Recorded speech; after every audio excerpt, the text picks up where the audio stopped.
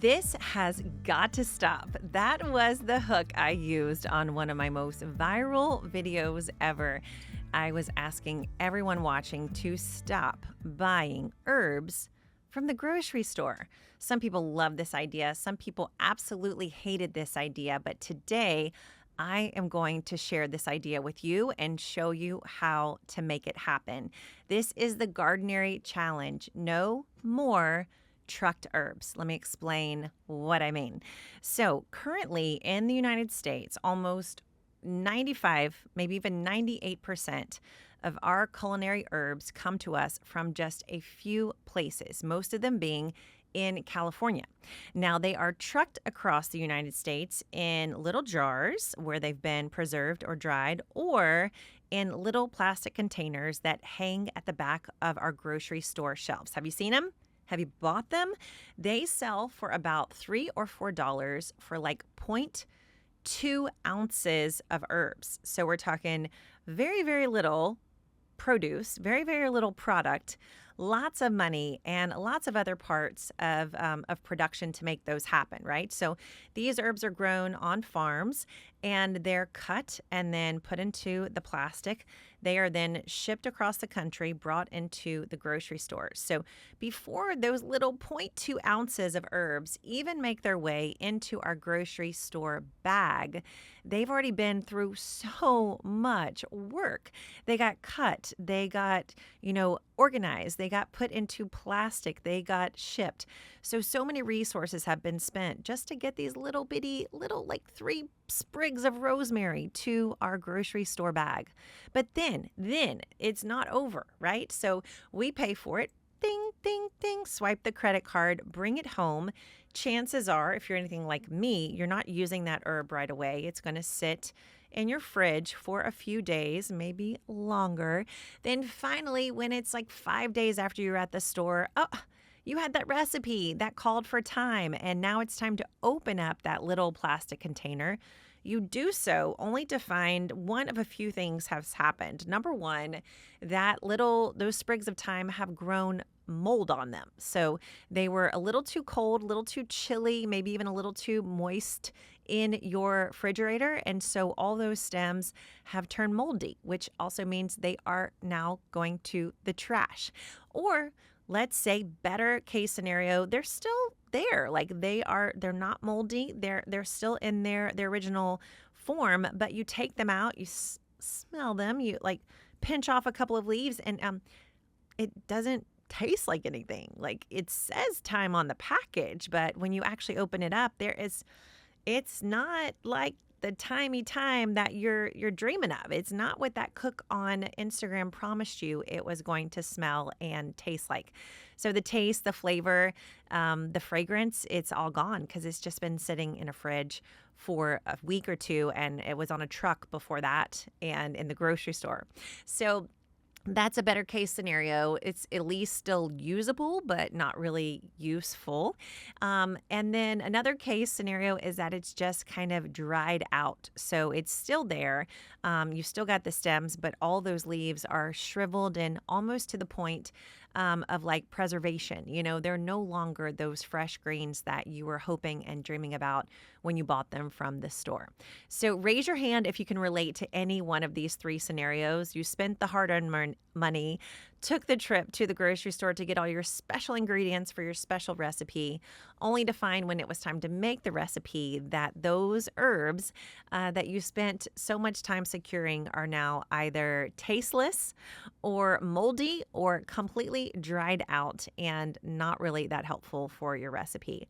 If this is not you, then I am so shocked because this is 100% me, and I'm pretty sure always been the case anytime I've tried to buy herbs from the grocery. But do not fear, do not dismay. We have a solution, and that is growing your own. Why would this be possible? Because growing your own herbs is literally the easiest, the simplest, the most straightforward thing that you can do. People who live in a high-rise apartment, people who have very little sunlight, people who have very little space, people who've never gardened before, all these people can grow their own herbs. I Did it when I had no gardening experience, when I was pretty much terrible and killing every other thing. The herbs survived. As I've worked with clients over the last 8 years, I found every single time we set up a garden for them, there's one thing I can bank on, one thing I can guarantee them will be successful in their garden. You guessed it. It's herbs. So, after seeing so many people have success in the garden with herbs, after knowing my own success and journey of learning how to garden, I can promise you that you can do this. You can make the swap. You can go from the plastic trucked, tasteless, moldy herbs you've been having from the grocery. And for just a few dollars more, you can set up an herb garden that you can enjoy week after week after week. And instead of those greens sitting at the back of your fridge, wilting or molding away, they are just simply growing in your little herb garden, waiting for you, waiting patiently for you to come and take a couple snips so that they can keep on growing. So does that sound like a good idea to you? I mean, I don't know about you, but I feel like this is like, it's not asking that much. You know what I mean? So I'm going to read to you from my book, Leaves, Roots, and Fruit. This is when I got to promote this idea. It's in my second chapter called Herbs. Step 2 is growing herbs. And you'll notice if you read this book, which I hope you will, that I give so much attention to the herbs. I mean, it's from page 61 to page 85, and I'm just still obsessed with herbs. We're talking more than 22 pages are dedicated to herbs in this book. So I have at the end of the chapter, all about herbs, I have my No More Trucked Herbs Challenge. So I'm going to read it to you, and then I'm going to give you the instructions so that you can make the swap too. One part of Gardenary's mission is to have no more trucked herbs, meaning every single family, yours included, will be growing and sharing their own herbs within their communities so that grocery store herbs, both fresh and dried, are no longer necessary. Could you imagine if all those little plastic boxes didn't have to be there? Grocery store herbs often travel more than 1,500 miles before reaching our plates. They're covered in single-use packaging, and they lose most of their nutritional value and great flavor in the transportation and the packaging process. See, that's basically just restating what I just told you. Because most herbs are leaves, they have a short shelf life. This means most herbs are processed, trucked, packaged, and sold only to be tossed in the trash because they spoil before we can use them. That is sad, isn't it? By planting your own herbs, harvesting often, and sharing the harvest, you can change the world for the better and make your food more delicious in the process. Will you join me? So here's how to do it. I'm going to give you the step-by-step, but this is basically the recipe. You're going to grow one perennial herb plant per person in your family. One perennial herb plant per person in your family. So this isn't like a recipe of like if you want to have a little bit of herbs. This is so that you can have a lot of herbs. So you can use this every single herb. You can use it weekly, and every person in your family gets to have this herb weekly. So one plant per person. That's rosemary, thyme, oregano, sage, and mint. Then you're going to grow 5 annual plants per person. So these are going to be things like cilantro, dill, parsley, basil. Like I said, this is not for like little bits of herbs, okay? This is so that you have a lot of these herbs in big supply. Next is grow 2 chive plants or scallion plants per person. And then finally grow 1 asteraceae, 1 aster plant family perennial plant per person. This would be chamomile, echinacea, calendula. Not all those are perennials, but basically if you want to make your own chamomile tea, make your own calendula products, make your own echinacea tea, then you're going to grow 1 of those plants per person in your family. Harvest from the plants weekly during their optimal growing season. Use half the harvest fresh, and then dry or freeze the rest of the harvest to use during the off season.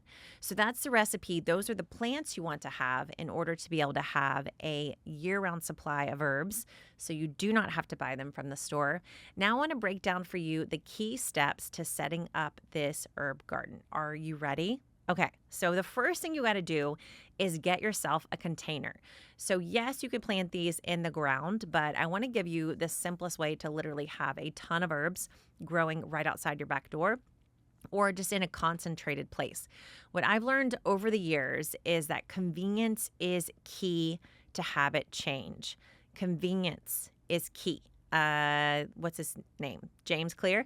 He talks about this in Atomic Habits. Like, you got to make stuff easy for you. If you want to change things in your life, they got to be easy. Make it as easy as possible, because the harder it is to access the changing thing, the harder it is to get to the thing that is going to help you change, the less likely you're going to be to do it, right? And so the further away the gym is from your house, the less likely you're going to get over there and do that workout. So what I want to recommend is that you put all your herbs, all these herbs we just talked about, into one container. And so the more people you have in your family, the more people you have in your household, the bigger the container needs to be. I did this for writing my book, Kitchen Garden Revival. I did this exact project, and then I've done it again in smaller sizes here in Nashville to show the process, right? So you can use any kind of container you want. I recommend getting something that is the right size first. So if you're going to be growing a lot of these, if you've got a family of 3, 4, 5, 6, then you want to have a container that's probably at least, I would say, 10 to 15 square feet in size. And then you can pare it down from there depending on how many people you're going to be feeding with all these herbs. The container needs to be at least 1 foot deep. So the depth matters. It's going to give your plants plenty of space to spread out, plenty of space to reach down and get the nutrients and the water that they need, and also just making sure that they need less from you. So with any kind of container garden, they are going to need your attention. And so I try to get the container as big as possible to take the pressure off myself, because, I forget, I get busy, and I'm guessing if you're anything like me, you will too. So at least 1 foot deep, and then at least 2 feet wide. So I did another viral video. I guess people just like talking about herbs, but I did this video back in January of creating this really small little tub of herbs, and people freaked out because I put all the herbs together, which I'm going to teach you how to do too, so you can freak people out as well. But this container, I believe, was like a 2 by 2 by 1, so it was 2 feet wide. It was a circle, so it was always 2 feet wide, 2 feet wide, and then about 1 foot deep. And it is the perfect size for growing tons of herbs. Not as many as I direct you to in here if you've got a bigger family, but plenty big for 1 or 2 people. So 1 foot deep, and then at least 2 feet wide. The rolling planter that I did, it's pictured here in my book, Leaves, Roots, and Fruit, and in Kitchen Garden Revival, actually. That one is 2 feet wide and 4 feet long. So it's about 8 square feet in total. And man, I packed in the herbs in there. All right, so that's the first step. You're going to get yourself a container. I would use a container made of wood. It could be like untreated cedar, some kind of long-lasting wood. You could use terracotta, although I wouldn't recommend it in general. Terracotta dries out pretty fast. It's going to tax your plants quite a lot, but that is an option. If you're like, I'm going to make this happen with whatever I have, terracotta could work. Any kind of other stone, if you can get a stone planter that is going to absorb the water less than terracotta, that would work as well. Generally, I look for a stone that hasn't been treated or glazed. And then finally, steel. And that's really been my go-to source for setting up these herb gardens. So I love to use what are they called? The feeding trough kind of things, feeding something, the things that farmers use to give water and stuff to their horses and food to their pigs, that kind of stuff. So it's like it's a steel container that you can add drainage holes to, and that's the next part of this container. So it needs to be big enough. It should be a nice, natural, durable, sustainable material, and then you got to have drainage. So you need to make sure that this thing is not going to hold water. Herb plants do not like to have wet roots, and so this thing needs to drain and drain quickly. So that's the first thing you need is a container. If you got that, you're like so well on your way to growing your own non-grocery, non-trucked, non-plastic wrapped herbs. The next step is a soil blend. So I recommend my 103 soil blend. That's going to be basically equal parts topsoil, compost, and coarse sand. Why the sand? Because sand helps with porosity and it helps with drainage. So sand is going to add all these little air pockets in the soil so that there's plenty of room for the roots of your herbs to reach down to get the nutrients they need out of the soil, but to not be wet. Topsoil gives structure to your soil, and then compost gives it nutrients. Put those three things in, and then throw in my 3% of some earthworm castings or some other kind of animal manure, and that's going to give those extra nutrients to push your plants to grow more and more and faster every single time you harvest from them.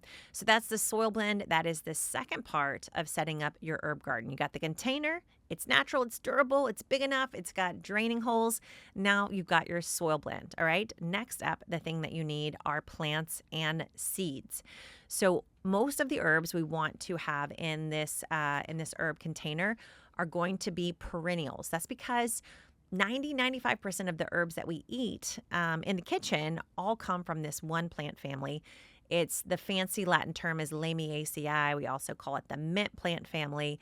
And it's just awesome. It's delicious. The plants are so easy to grow and they grow forever. And then every time you cut on them, they grow some more. It's like magic. So these, if you have not started your own from seed, which is totally fine. If this is your first time, don't try to start it from seed. Just go buy some from a local nursery. Emphasis on local. So don't go to like a big box store. They're probably going to have Miracle Grow sprayed herbs. And I love it if you didn't have that on your herbs. So head to a local place. They most likely grew those themselves.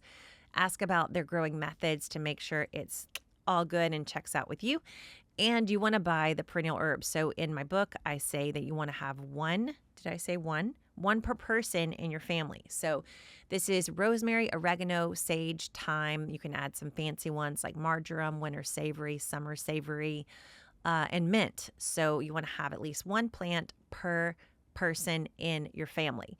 So you're going to start with those plants. The next plants that you're going to have is if you want to have any floral herbs. So those floral herbs can be used for salves. That's the word, salves, salve, like making like the oils and things like that. It can be used for spices. It can be used for teas. So some of my favorites are echinacea and chamomile and calendula. You want to have at least one of those plants per person. And then you want to have some chives. That's going to be also a perennial plant, but in the onion plant family. And then we want to have our annual plants to add in when the season is right. So these plants, all of these, even the echinacea, maybe not the chamomile and calendula, but all of these are going to grow throughout the whole year. Okay, should I say that again? They're going to grow throughout the whole year. So they'll start in the garden a little bit before your last frost. So they'll go out into the garden. They don't mind frost that much. They don't want it to be like frigid, but they're perennials. So they can handle the cold, people. All right. So they go into your garden like mid-spring, a month or so before your last frost. Thrive through the summer. They're just going to be like pumping out leaf after stem after stem after harvest. Even when it starts to go cool in the fall, they still keep growing. And then even after you have your first frost, they will still grow for you. So in my garden right now, we've had some serious frost here in Nashville, some early frost. Just this morning, I got chives, I got rosemary, I got thyme, I got sage, I got oregano. They're all still hanging on in my garden, and they will be in yours too, okay? So those are going to be first, and then the annuals are different. They're not going to be there for as much of the year. They're going to be there just during particular seasons. So we've got our dill, cilantro, and parsley. Those plants love it when it's cool, okay? So before you have your last frost, those three plants are going to love growing in your garden. You can start them from seed, but if you're not there yet, if you're just a beginner gardener or you just don't want to do that whole indoor seed starting thing, no worries. Just go buy a few of those plants from your local garden center. And then as soon as the last frost has passed, then we get to hit one of the favorites, and that is basil. So basil Basil's also an annual plant. It's going to grow from seed to harvest in one season. It will not last before a frost or after a frost. Oh, wait. How do we say that? It's not going to thrive if you've still got frost. So if it's before your last frost or after your first frost, basil is a no-go, okay? But in the middle, when there's no frost, basil is bountiful. Basil is like busting at the seams. And so basil is what you're going to put into the garden as soon as you're outside of those frost dates. Okay. All right. So those are the plants. So we got our container, we've got our soil blend, and now we have our plants. We've got perennial plants and annual plants. Now let's talk about how to plant up this container. Now, the naysayers, the people who don't like my videos, they say that you should not plant all your herbs together, that herbs have so many different watering needs, and it's just impossible to put them all into one container, and I should stop giving this misinformation on the internet. And so I respect you, I hear you, but I disagree. And I can tell you why, because I've been doing this for years, for more than a few years, and it always works. And here's why I love planting this way. Number one, if you separate all your herbs into lots of different containers, it is going to take a lot more work to keep them alive, because every new container you have, that's a new responsibility for you. It's like adding more children to your family. And trust me, I've done that. Okay. So every new child that you add to your family, it doesn't just, it's not like you took care of one, so you took care of the other. No, I mean, you got to go and you got to nurture and feed and talk to the other one. And so each new pot, each new container you set up with a different herb, that's more responsibility on you. And I don't know about you, but I'm not sure I need to be responsible for anything else in my life. All right, so that's first. It's going to really increase the amount of care you have to give to these plants. And if you fall off the track, like if you quit doing your job, then your plants are all going to die. They all will die. So that's first. It's too much responsibility. It's too hard to care for all these plants in their own little container. The next is it's harder on the plants. Show me some place in nature where a plant is growing all by itself, no other plants around it.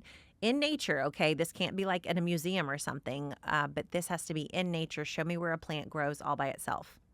I'm waiting. Still waiting. Yeah, there's nowhere. So plants don't grow alone. Plants love growing next to one another. They don't need their personal space. They love being with friends. And so each time you put an herb all by itself in a container, it's like lonely. It's sad. It's like, where my buddies at? Like, I don't like this. And you can actually help your plants more by planting them all together in one container. That's going to feel more like natural to them. It's going to feel more like nature to them. And they're going to thrive in that setup way more than they will all by themselves. When they're all by themselves, they're more likely to dry out. They're more likely to overuse or underuse the nutrients that are in the soil. And they're just more likely to struggle than they will be when they're all together. So, have I convinced you yet? I hope so. If not, let me tell you how it works. How can you have all these plants together in one container that have different watering and space needs? Well, easy. You just work with their needs and plant accordingly. So let me give you the layout of this herb garden. Are you ready to say goodbye to grocery store herbs? You will be after this. All right, so here's the plan. We're going to do the outside first. So on the outside of the container, whether it's a 2x2, it's not a 2x2, right? It's a circle of 2 feet. Whether it's a circle, whether it's a square, whether it's a rectangle, we're going to work with the border of the garden first. So the border of the herb garden is going to be planted with those perennial herbs that we named out. So rosemary, oregano. You can put some mint in there. I know people don't like putting mint with other plants. That's why people got all mad at me. But you can do it if you want to. You can put that one by itself if you're stressing. Okay, so don't stress. But if you feel so inclined to push your limits, go for it. But at least do rosemary, oregano, sage, and thyme, and then any of those other perennial mint plant family herbs. So marjoram, winter savory, summer savory. They're all going to be on the perimeter of this herb garden. Why? Because they don't have high watering needs. They don't like a lot of water. And so you'll notice with any container, where's the first place that it dries out? On the perimeter, on the outside, because water tends toward the center and the bottom. So this is going to absolutely work with your plant's preferences. All right. So plant preferences, put the perennial mint plant family plants all around the outside of the container. Plant those first. It's going to be like framing up a puzzle. It's going to be like putting, like a margin, putting a little frame around your picture. You're going to do this with the perennial herbs. Next, we're going to plant the herbs that have the biggest watering needs right in the middle. So in general, these are going to be the herbs that are the annuals. You've got dill, cilantro, and parsley in the cool season, and then you've got basil in the warm and the hot season. So in the center of this garden, this is where you're going to put those plants. So you can plant them pretty close together. The cool thing about cilantro, dill, and parsley, especially dill and cilantro, is they're going to go up. They're pretty vertical growers. I've had cilantro that's like 3-4 feet in my garden. It's crazy. So these are going to grow primarily up and down, and then the parsley will spread out, more wide than the other. But you can pack these in because for the most part, the parsley is going to just spread out a little bit widthwise, but the dill and the cilantro are mostly vertical growers. So perfect to pack a lot of those plants right there in the center of the planter. Then, okay, so you've totally dealt with the water situation, right? You've got the plants that don't need a lot of water, they're on the outside. You've got the plants that like a lot of water, they're on the inside. And then right in the center, that's where you're going to fill in the gaps. So that's where I like to put my flowering herbs. So if you're wanting to grow some annual things like chamomile or calendula, those can go right there in the center, or they can also hang over the edge like your perennial herbs as well. You can grow some small marigolds around there. And if you've got enough room, this needs to be a pretty large herb planter to make this possible. But you could grow some of your perennial flowers as well, like echinacea or rudbeckia. So the middle, the row in between the center of the bed and the exterior border, that's where you can fill in with a lot of your flowers. And finally, the only other thing to add into this herb garden are chives. And chives, my goodness, they are, do you ever have that friend where like you forgot to call her for like, I don't know, a year, and then you text her and you're like, hey, and she's like, hey, what's up? And you're just like, I love you so much for not holding it over my head that I haven't called you in a year. That's what chives are. Chives are the most understanding plant in the garden. They're like, you didn't water me? Cool. You watered me too much? No worries. It's hot. Got this. It's cold. I still got this. You neglected me and ignored me and haven't talked to me for a year? No worries. I'm still growing. Chives are the best. And so you can put them in any part of this herb garden that you want. I typically put them around the edges in between the perennial herbs because they're perennials as well. And they tend to work pretty well together.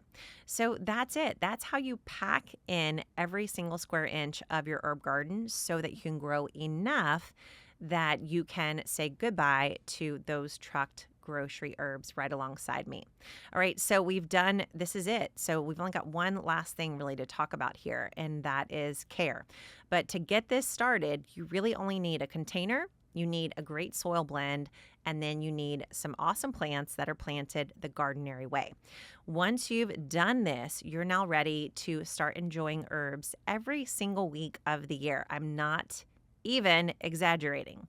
So let's talk about tending this garden, and then you have no excuses. Like, you are going to be known as the herb supplier. Like, people are going to be like coming to your back door in the dark of night being like, hey, you got any oregano, And you're going to say, yes, of course I do, because I took this challenge and I made it happen. So talk about care first. So first of all, water, like, don't overdo it, okay? These herbs, they don't need a lot of water. And so you just need to calm down with the watering. If you've killed herbs in the past, I can kind of guess probably 90% of your problem was that you overwatered. So herbs are not like a lot of the other plants in the garden, and they don't want a ton of water. When you're watering this container, you're just going to water the center of the container, not the exterior, because those plants, remember, they don't need a lot of water. So you're going to water the interior where those annual plants are and where the flowers are, and then let the exterior be. They'll absorb the water they need from the soil and then move on. Do not, and I repeat, do not water unless you have tested the soil's moisture level. So you can do that simply by taking your finger, sticking it in about 1 or 2, what are those things called on your fingers? Little knuckles? Are they all knuckles? Joints? Yeah, one or two joints. I think we have two joints. One, two, three. We have three joints in our finger. Go one or two down. And if you feel moisture, if the soil feels moist at that point, do not water. Okay. Come back the next day, check it again until that feels dry. Don't do it. Just hold yourself back. Don't go water something else. Okay. Go water some carrots or something. So that's the water. Let's talk about the light. These herbs need light, but because they're in a container, they're not going to love getting full on lots and lots of sunshine. So what I want you to do instead is to put these in kind of a partial light area or a place where they're going to get about 6 hours of sunlight a day max. So I had this herb container. This year I made my viral one. It was so beautiful, so bountiful on my porch. And then I moved it out to my kitchen garden area, which has full sun in the middle of the summer. And that did not go well. Okay. So that was the beginning of the end. It's still growing, but not nearly as well as it was when it was in more of a partial light situation. So these herbs do need sun, but don't overdo it. Don't blast these things with the sunshine. Okay. We need about 4 to 6 hours of sunlight, and that is it. Don't give them the full sun. Now, the final part about tending, and this is such good news to me, and I hope it is to you, is, well, number one, you're done. Like light and water, and that's all they need. Then what they need is to be cut. Let me say that again for the people in the back. Then the only other thing they need is to be cut. And guess what's happening when we're cutting them? We're like making our dinner. We're making our lunch. We're making our breakfast. So like the main job that you have to do for these plants is cut on them and eat from them. I mean, sign me up, right? And so you want to start cutting from them pretty quickly after planting. When we install gardens like these for clients, I bring them out on a tour of the garden like the day of, and I say, hey, here's how you cut this. You should cut them now. And the reason being is every time you prune them, every time you cut on them, you're stimulating the growth hormone on those leaves to keep growing. And you're also helping direct the growth of the plant. So when you come into a newly planted, especially those perennial plants around the outside, when you do some pruning and cutting on those leaves, that wakes the plant up to like, oh, I got to turn it on and grow some more right now. So you can go in and start pruning from the perennial plants right away. The way you do it is you cut from the outside of the plant and the lower leaves of the plant, and you always cut right above a leaf node. When you do that, you're setting off the meristem so that they're going to branch out and create 2 new stems where that cut happens. And so you'll come back 2, 3, 4, 5 weeks later, and in place of where you cut, there's now going to be 2 new stems with stems that you can cut again. I mean, what in the world, right? You can cut on these things and then they grow back more. Like it's magic. And why are we shipping little plastic boxes across the country? This has to stop. There's a reason why I have so much passion about this. Okay, so you're going to cut on them. Your annual plants that are in the center, same kind of idea. Cut the outside and lower leaves first. Cut above a leaf node, and then they're going to have a shorter lifespan. You've got about 60 days to cut and enjoy those before it's time to either replant or move on to the next season. So you're going to have like cilantro, dill, parsley in the spring, move on to basil in the summer, move back to cilantro, dill, and parsley in the fall. And that's the plan. So cut, eat, watch those leaves come back again. And that's the system. Now, how does this turn into a year-round supply of herbs? Just what I said in the book. Each time you're cutting, you're providing for 2 different scenarios, all right? So the first time you cut from a plant, or every single time you cut, I want you to be thinking of 2 ways of using. First is fresh. So you want to always harvest enough that you can take these right away and go make the most delicious chimichurri and the best tasting rosemary focaccia. Is that how you say that? Focaccia, I think. You want to make some herb crusted chicken.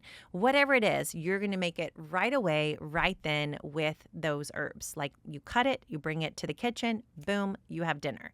That's fresh usage, and you want to use probably at least half of your harvest that way. But each time you harvest, I want you to harvest a little bit more. Harvest over what you need at the moment, and you're going to store those. You're going to first preserve those and then store those for the months when your herb garden isn't thriving and growing.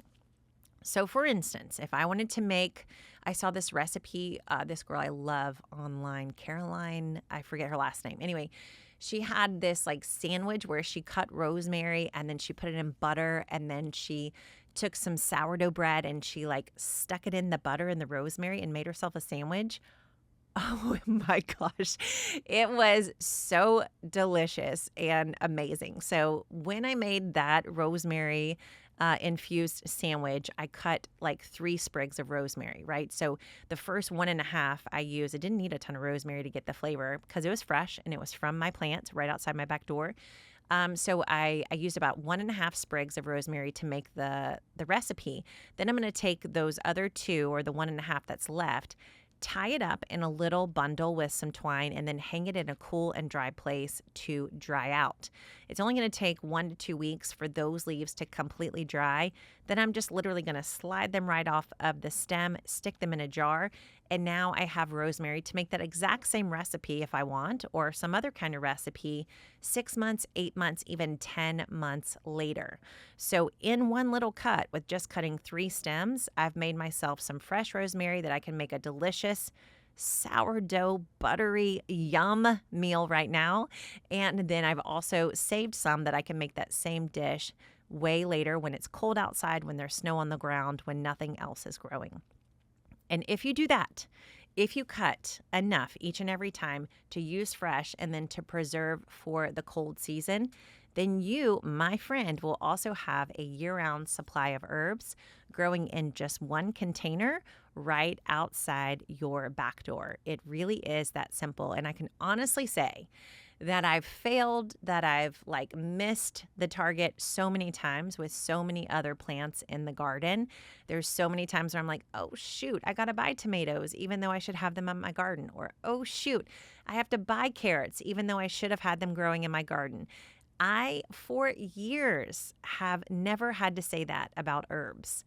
Literally, I have failed at pretty much all the other things because I teach people what to do, but I don't do it myself. But the herb thing, it's so easy. I could do it with my eyes closed, and I know you can too. So this is the recipe. This is the plan, all right? This has to start. We have to start growing our own herbs. You need a container that's natural, durable, sustainable, and drains. You need a soil blend of topsoil, compost, coarse sand, and some earthworm castings. You need a wide variety of plants, from perennial plants in the mint plant family to annual plants like cilantro, parsley, dill, and basil. And then you need some flowering plants like chamomile, calendula, and echinacea. Then you got to plant them all together in one container so that they support each other, they can grow together, and it's easy on you. That's the key. It's got to be super easy for you to do. Then you're going to water just a little bit, and you're going to cut just a lot. You're going to cut and cut and cut again so that you have fresh and dried herbs all year long. That is how we say goodbye to trucked herbs, and that is how we all say hello to the most delicious, nutritious, right outside our back door herbs. I cannot wait to see you make this switch yourself. I, for one, really think we could change the world together with this simple act of growing our own herbs in our own space, and hopefully growing enough that we don't just provide for ourselves and our families, but also for our friends and our communities that surround us. Are you going to take the challenge? I want you to tell me all about it. Tell me what kind of herbs you're going to make sure you provide for yourself. And you've got to follow along with the challenge alongside all of us online at gardenary.com. So you can find all the notes on how to make this happen along with a full photo tutorial at gardenary.com/podcast. We'll have a link to this episode. And of course, you can get the step-by-step to growing your own herbs in my book, Leaves, Roots, and Fruit.